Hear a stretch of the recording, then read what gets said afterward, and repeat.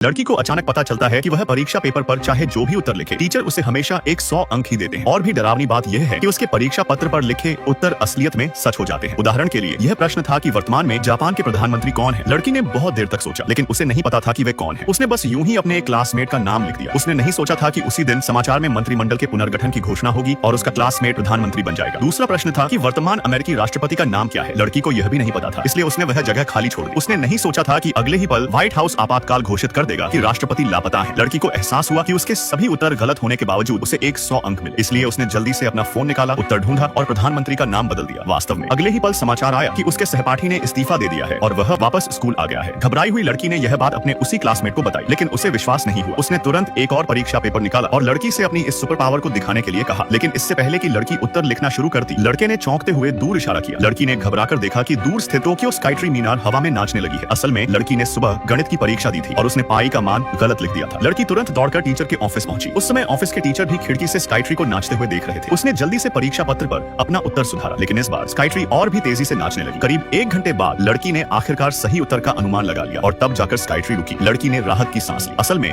लड़की को यह महाशक्ति कुछ दिन पहले मांगी गई एक मन्नत की वजह से मिली थी। उसने मंदिर में एक सिक्का फेंका था और मन्नत मांगी थी कि उसकी परीक्षा में 100 अंक आए। इसलिए ये सारी घटनाएं शुरू हुई थी। दोनों ने चैन की सांस ली। यह शक्ति वाकई बहुत भयानक थी। वे मन्नत रद्द करने के लिए मंदिर जाना चाहते थे, लेकिन वहां जाने का रास्ता ही गायब हो चुका था। लड़के ने कहा, शायद यह भगवान की मर्जी है। तुम्हें अच्छे से पढ़ाई करके दुनिया की रक्षा करनी चाहिए। पढ़ाई का नाम सुनते ही लड़की का हर एक सेल विरोध करने लगा, लेकिन दुनिया की शांति के लिए उसे मेहनत करनी ही होगी। वैसे आराम से आलस करना कितना सुखद है। अगले दिन दोनों घबराए हुए टीचर के ऑफिस के बाहर खड़े थे। उम्मीद कर रहे थे कि इस बार परीक्षा में कुछ गड़बड़ न हो। बिना किसी संदेह के इस बार भी 100 अंक मिले। तभी फोन पर समाचार आया कि दुनिया भर में पीने के पानी को खरीदने की होड़ मच गई है, लेकिन इसका परीक्षा से क्या संबंध है। स्थिति को न समझ पाने के कारण लड़की घर लौट आई। वहाँ उसने अपने पिता को बेहद उत्साहित देखा। पीने के पानी की कमी के कारण उनकी कंपनी के वाटर प्यूरिफायर की बिक्री बढ़ गई थी और अब उन्हें नौकरी से निकाले जाने का डर नहीं था। लड़की को तब याद आया कि आज की परीक्षा में उसने स्वच्छ ईंधन की जगह गलती से प्राकृतिक जल लिख दिया था। वह घबरा गई और सही उत्तर जांचने लगी। तभी पिता ने बहुत समय बाद सुशी खाने की बात कही। सुशी स्वादिष्ट थी। उसने सोचा कि शायद इसे न बदला जाए तो ही अच्छा है, यह भी बुरा नहीं है। लेकिन जब उसने समाचार में देखा कि दुनिया भर में पानी के लिए दंगे और हिंसक विद्रोह हो रहे हैं, तो डरकर उसने तुरंत उत्तर बदलकर प्राकृतिक गैस कर दिया। दुनिया में फिर से शांति आ गई। माता पिता को फिर से खुश देखकर लड़की बहुत खुश हुई। इसके बाद उसने खुद से कड़ी मेहनत करना शुरू किया और हर परीक्षा को गंभीरता से लिया। अपनी खुद की मेहनत से 100 अंक लाने का एहसास बहुत अच्छा था। फिर फाइनल परीक्षाएं शुरू हुई। लड़की ने जल्दी से पेपर पूरा कर लिया। तभी उसे याद आया कि मन्नत मांगते समय